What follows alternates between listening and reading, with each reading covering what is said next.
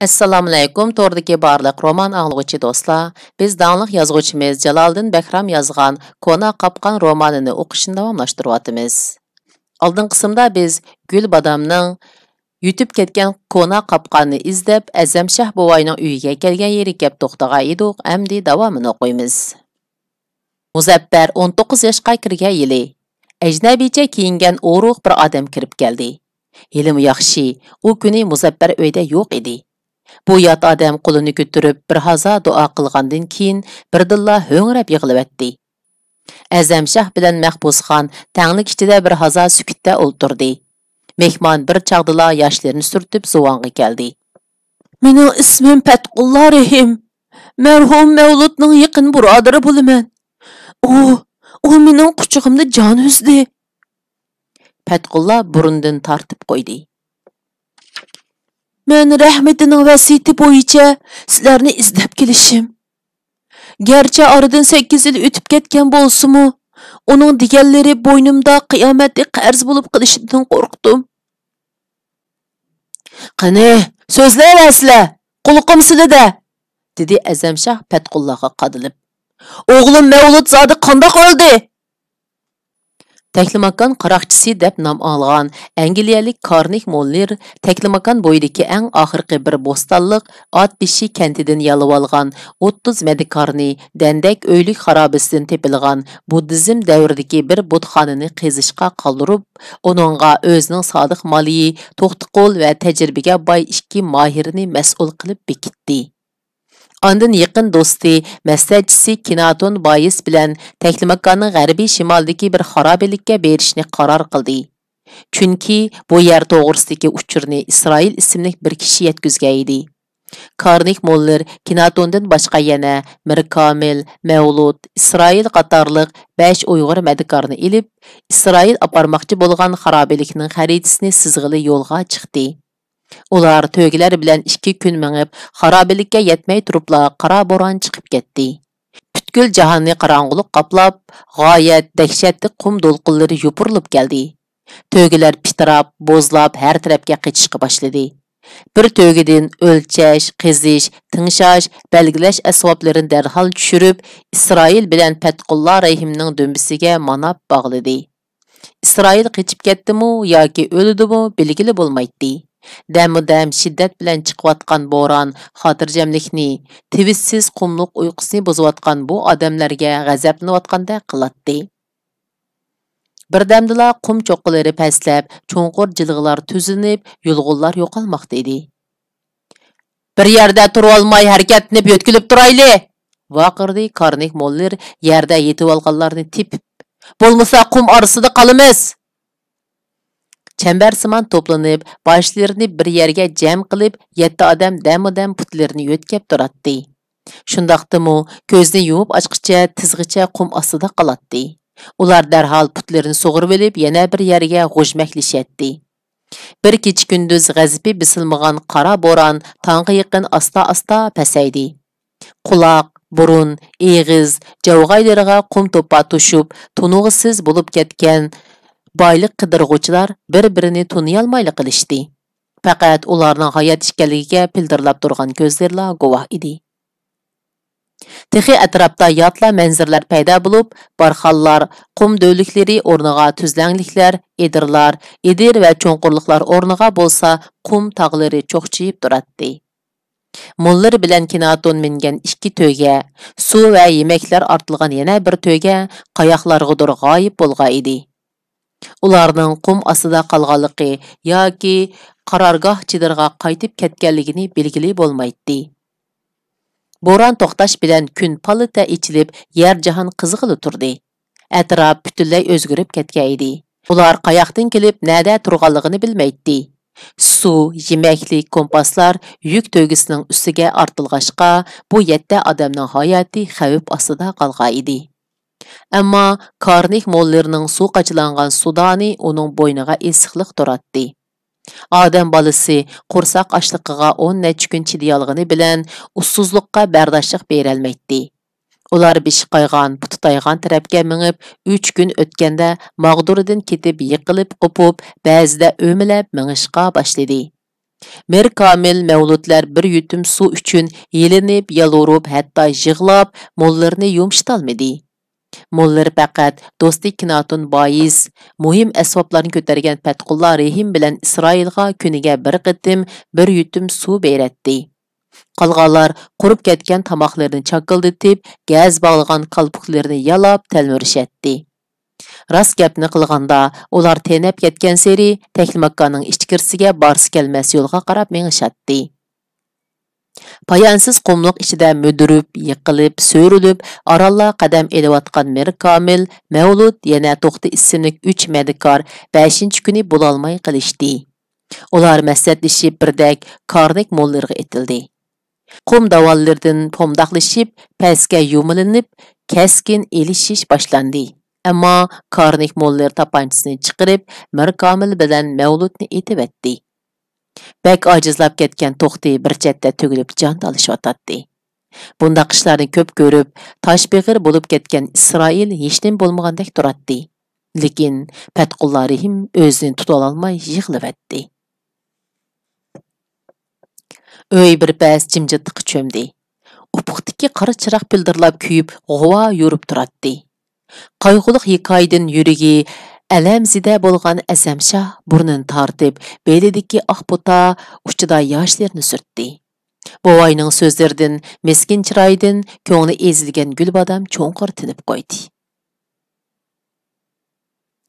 "Hey derdim, Mahfuzaxon mazlumligini qildi", dedi Azamshah gapini davomlashtirib.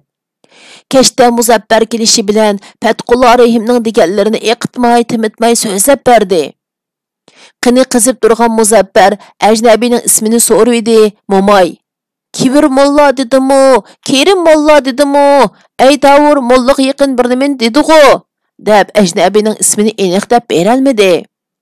U mendan so'ragandi, mo'mang oljibdi, ajnabiyning ismi chiqmadi, deb qutuldim. Mahfuzxon mo'mam oldiroq salliq qipti.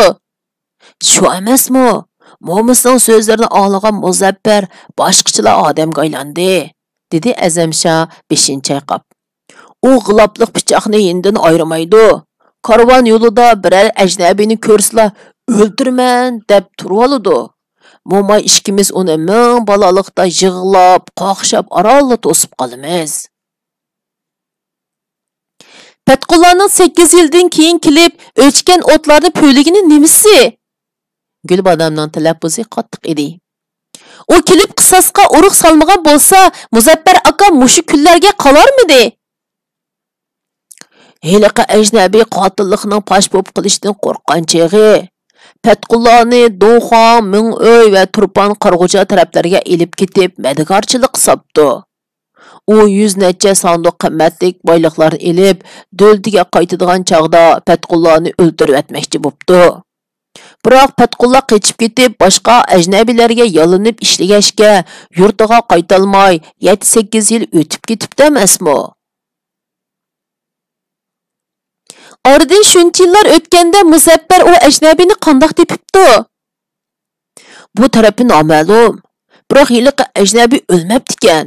Uning tarafga cherik oyg'oqchilarni avatib, qattiq surishda qilganligini anglab qolgan Muzaffar uyg'imi kelolmay yoqa yurtlarga qechib ketibdimish.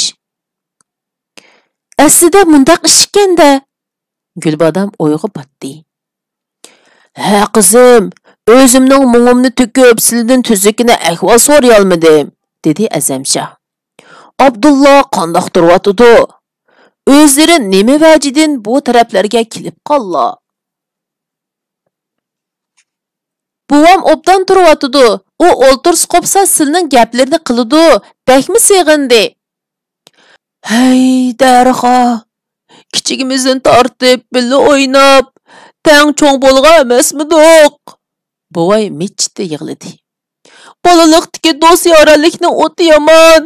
Hargiz unutilmaydi. Ha qizim esla, meni bir ish bilan istab kelganmidilar?"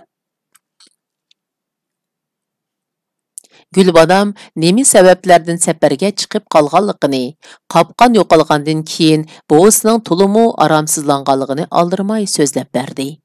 Azamshah sukut ichida xeyligacha bosh silib o'ltirdi. Qizim, buvay beshini ko'tardi. Hozir Kuldama karvonsarayida bir kecha tunigan ajnabiy alvosdilar, savdogar, hunarvanlar, höpgarlar Turan o'tang oldidan o'tmay, g'udur qum jangolligi orqali qum soldi, karvonsarayga o'tib ketadi. Shunga qopqon o'g'risi, kepan o'g'risi, cho'l bulongchilari topgan harom mollarini Kuldama karvonsarayida pul qiladi. Meningcha shu yerga berib tantanglab baqsila qandoq. Rahmat bova, deganlarda qilaman. Azam Shahning ishkirki uyida bir kecha tunigan Gulbodam atsi sahar turib, bomdod namozini o'tagandan keyin etini to'qib tayyor bo'ldi. Azam Shah uni uzitib ko'chaga chiqqanda qizning peshonasiga suyib, "Xudoyim tilaklari yetkizgay" deb tiladi. Gulbodammi chin ko'nglidan, "Bova, ishlarim salamjon topgandan keyin sizni uyimga akatsam rozi bo'lamla?" Devidi ko'ngli miskin bovay taramlab to'kilib ketdi. Uning oppoq taram-taram soqollaridan yumlab tushayotgan yoshlarni ko'rgan Gulbodamning yuragi aytqusiz ichishib ketdi. 3-bob. Tush peshindan o'tganda Kuldama karvonsarayga yetib kelgan Gulbodam saroy uduldagi choyxona oldida otdan tushdi. Kala at to'ga moyoqlari bilan bo'lg'angan qumluq dastidan ko'kin hidi dimoqlarga urilatdi. To'rt atrofini egiz qum tog'lari qo'rshab turgan cho'nqurliqdagi Kuldama bozori oddiy ko'rimsiz ko'rinsimi, karvonsarayga kirib ketayotgan, chiqayotgan to'ga karvonlarining quldurumlari quldurolab, eshaklar hongrab, otlar kishnab, odamlar oltog'ili vaqirishib, hammasi o'z halakchiligi bilan oldirash edi. Bora kəpə, yulğun qoşamlarda oralğan aşxana, çayxana, navoyxanlardan götürülgən appak buz rəstə üstüdə leyləb yürətdi. Nimələ bolsa, bu bir nəçiligən şalang dukanlar qum dəştidiki karvansarayğa hayati güc beğişlaydı. Gulbodam etini moma yağaşqa bağlab, isliq həm buzluq çayxanağa kirdi. Toğraq bazarından yasalğan qopal yağaş supularga boz kegiz, rənglik palaslar silingan bo'lib, chekman chapan, to'ga yo'ngidan qilingan malla don, baqasam yaktaklarni kiygan musofirlar, savdogarlar, qadimqi buyumlar hayonkashiri 2-3 tun, ko'p bo'lganlari 4-5 tun bo'lib, choy ishkash paranglashayotdi. Ularning oldidagi nolima dasturxonda ushtilgan kokcha, kesilgan chalpak, girda parchalari turadi. Gulbodam miltig'ini hiniga qo'yib, amdila o'ltirishi, og'zi burnini qora latida yo'g'ib olgan bir ayol kilangsiz ko'nglaklarini so'rigincha yetib keldi-da, "Xonoyim, o'zlariga nima keltiray? O'g'loq go'shimi, cho'ji kavupumu?" dedi. "Bir chaynak choy bilan bir dona girdi bo'lsa kifoya." Bosh ustiga ayol ketib qoldi. Gulbodamning kiyinishlaridan, miltiqidan, odam yenikli qilolmaydigan tamkin chiroyidan ayminib qolgan burutliq va burutsiz yigitlar quyruqini qisib jimib qilishdi.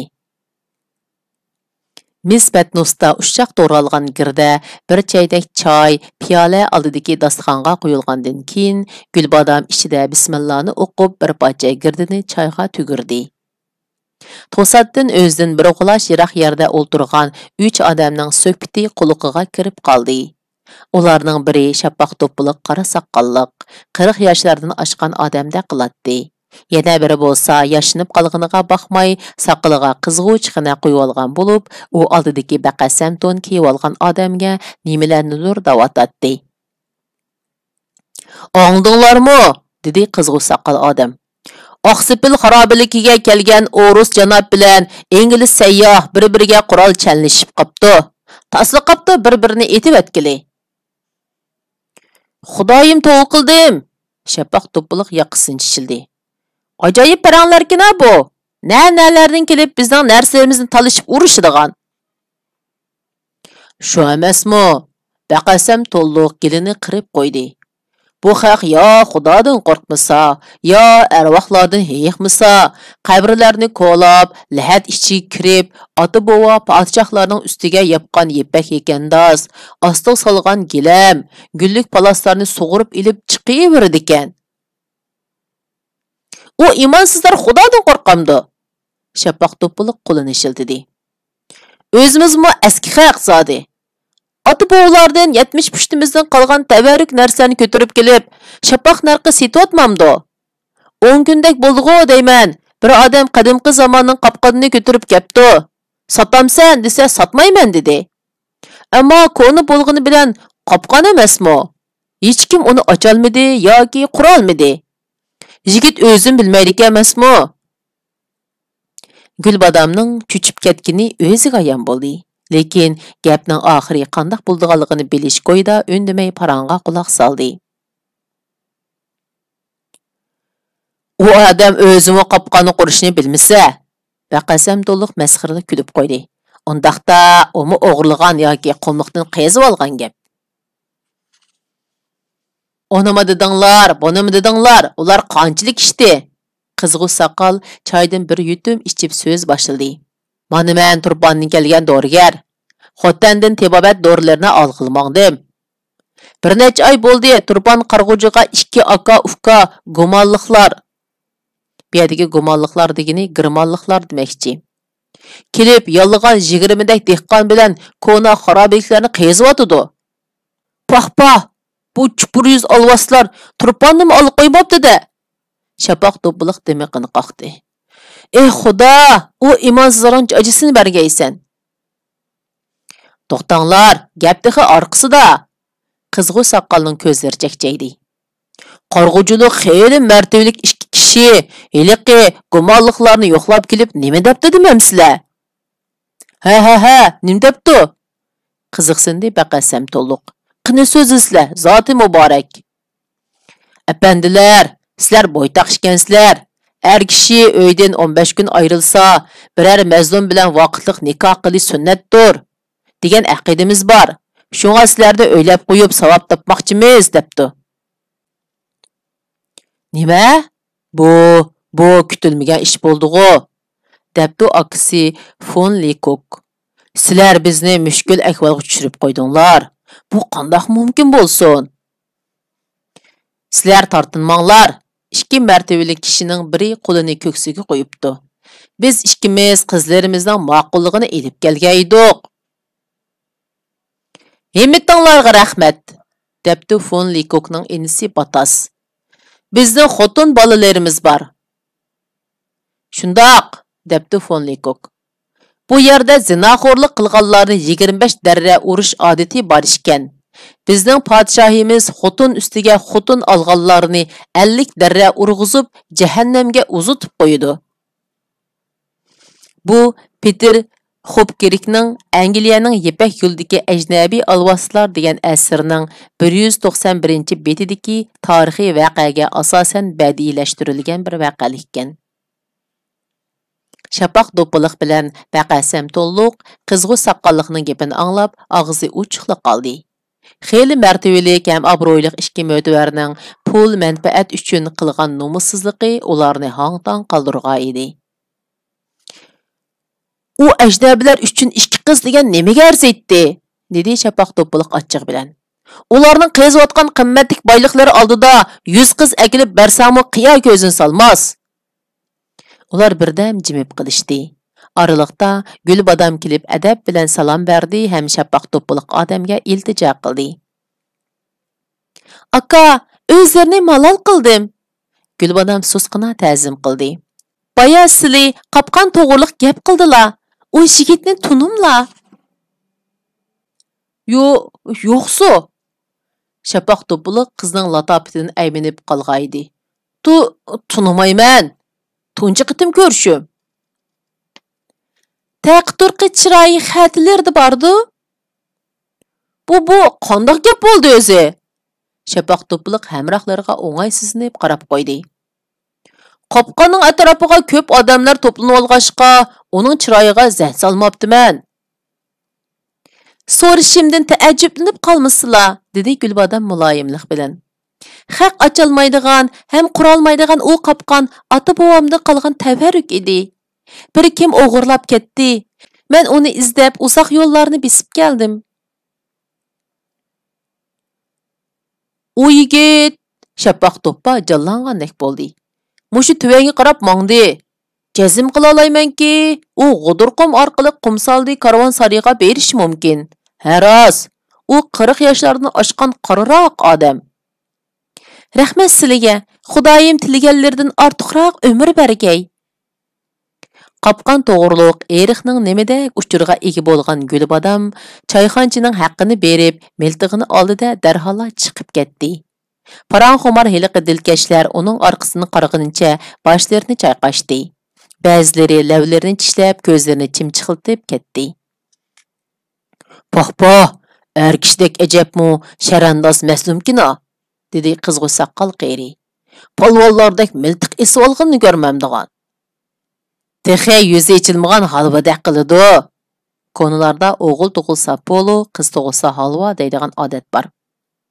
Baqasam to'lliq tomoqini chaqildatib qo'ydi. Biroq hech sal o'tib ketibdi emasmi? "Nim dedilar taqsir?" so'radi Shapaq to'piliq hayron bo'lib. "U sharandozning qiz ekanligini qandoq bildilar?" "Zan solmadinglarmi? Oydak yuziga andimunda qiz chichiga chiqib qopti." Ular ana shundoq tomoqlarini tomshib, sharandoz qiz haqida parang'i tushganda, Gulbodam etini qatirtib uzab ketgan edi. U To'ran o'tingi bilan mangmay G'udurqum jangilligiga boradigan qumliq yo'lda ketyotdi. Quyosh qum cho'lligi tarafga qiysaygan bo'lib, g'amxonasiga aldirayotgan musofirdek ufuq tomon paslimakda edi. Janub tarafga yo'l olgan bulutlar qaramtul barxanlar ustiga soya tashlab ketyotdi. Quyoshliq osmonda qandoqdir qushlar qanotlarini pildiriltib bir yerda turishatdi.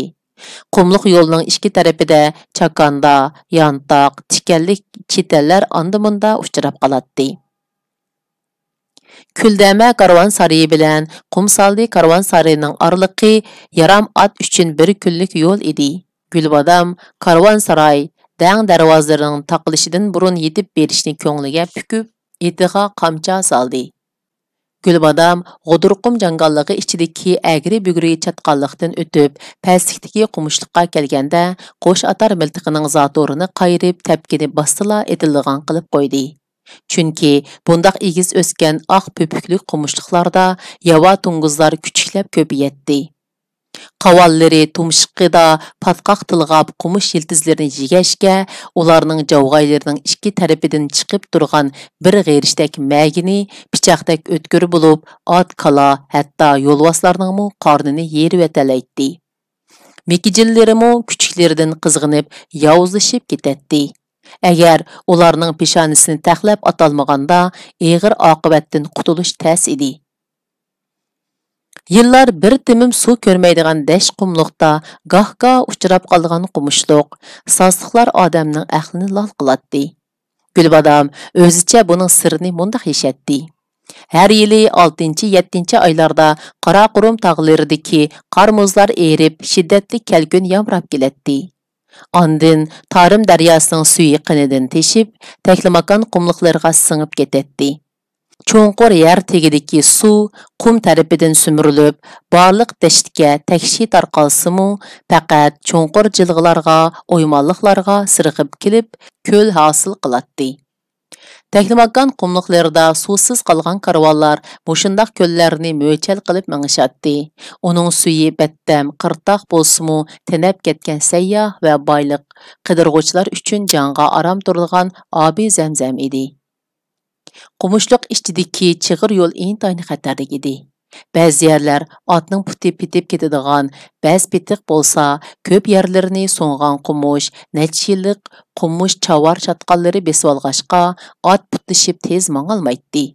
Texi ikki tarafdan giralishib ketgan qumush g'ollari xuddi salmoq o'xshash, ot ustidagi odamni necha g'olash yerga irg'itib tashlaydi. Gulbodam bo'jini bo'shitib etib otni o'z ixtiyoriga qo'ydi. Uni ehtiyot qil degandek putida pat-pat biqindab qo'yatdi. O'zi bo'lsa, batlaklik miltiqining paynikini mursiga taqab, qaysi tarafdan biror shapa anglansa, darhol shu tarafga ajal eg'izni qaratadi. U o'zining miltiq etishdagi mahoratiga ishinadi. Abdulla bovay ko'za puchuqlari, o'chga mungizlarini to'g'roq shoxlariga esib qo'yib, naqlab etishni xeyli uzoq vaqt mashq qildirg'ashqa, u ot eshaklarining yeg'irini cho'qiyotgan qo'zg'unni necha qitim etib tushirgan edi. Qashqa yulduz egisining jiddiylashayotganligini bilgandek ehtiyot bilan qadam ilib ketyotdi. U ba'zida chippita to'xtab, qiyoqda quloqlarini chingshaytib, kichkina shapigimi diqqat qiladi. Gulbodam otdan tushib, chulurini beliga bog'lab, oldida mangmoqchimi bo'ldi. Lekin qavalning orqadan etilib kelib, otning sag'risini yerib etishdan ansirab qoldi. Shunga u ot ustida oldi kaynini tang kuzatib, miltig'ini challab mangdi. U qumushliqdagi uzoq yo'ldan chiqib bo'lg'icha har ikkilisi qora targa cho'milib ketdi. Gulbodam otning bo'yinlarini shaplaqlab, peshonasiga suyib qo'ygandan keyin yana birdam yetilab mangdi. Amdilikda ular yana cheksiz qumliqlarga kirib ketdi. Quyosh allaqachon kun chegarasini o'tib, barxanlar cho'qilarini sarxush binafsha rangda bezab, taskay qaptallarga quyuq so'sin rang soylarni tashlagan edi. Sovuq shamol chiqishga boshladi. Qumliqdagi qurut qo'ng'izlar g'oyib bo'lib, kasanchuk patmuchuqlar qum oralariga mukindi. Gulbodam birer osh pishim mangandan keyin bir qum yonbag'rida o'ltirib, arpa ko'michi yeb suv ichdi. Atmo beshiga yuzib qo'ygan to'g'ridagi qo'noq va arpa bo'g'izni kursildatib chaynashga boshladi. Nil rangli ko'k osmonda oy urg'iqi ko'rindi. Uning atrofidagi yulduzlarmo surlik qum jilg'isida tanha o'ltirgan qizga ko'z qisishib pilildaydi. Bukta yo'g'illiq ichidan nimadir yumshoq oyoqlari bilan shitirladi va qandaqdir kichik cho'l qushining uyquliq churuqlashlari ma'lum bo'ldi. Gulbodam jamg'a azroqina suv ilib otning tumshug'iga tanglagaydi, u xuddi chechilib ketmasin degandek sumirib ichivatdi. Hatto Gulbodamning suv bergan qo'llarini yalab, uning g'idig'ini keltiribdi. Shunday qilib bugungi kitob o'qishimiz mushargacha bo'ldi. Davomini kelar qitim o'qiymiz. Xayr xo'sh, Allohga omonat.